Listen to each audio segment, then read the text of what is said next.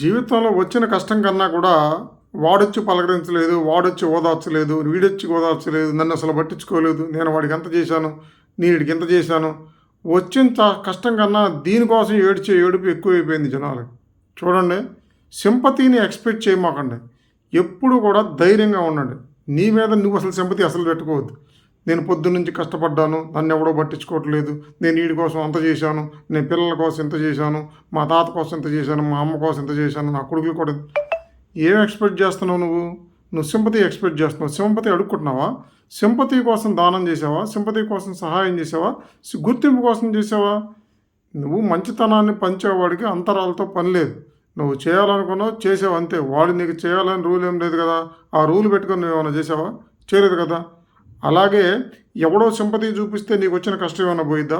ఎవడో సింపతి చూపిస్తే నీ ప్రాబ్లమ్స్ అన్నీ సాల్వ్ అయిపోతాయా?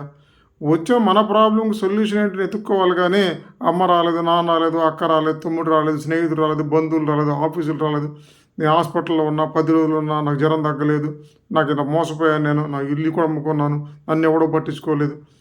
వచ్చిన కష్టానికి సొల్యూషన్ ఎతుక్కోవడం బెటర్. కానీ వాడు నన్ను ఓదార్చలేదు, వీడు నన్ను ఓదార్చలేదు అనేటువంటి సింపతి కోసం ఏడవమాకండి. అసలు పోయిన దానికన్నా ఈ ఏడుపు జనాల్లో ఎక్కువైపోయింది. కాబట్టి ఎప్పుడైనా ధైర్యంగా ఉండండి. ఎవడి సింపతిని ఎక్స్పెక్ట్ చేయదు. నీ ప్రాబ్లంకి నువ్వు సొల్యూషన్ ఎతకడానికి ప్రయత్నం చేయి. అది నీకు చాలా వాల్యుబుల్గా ఉంటుంది.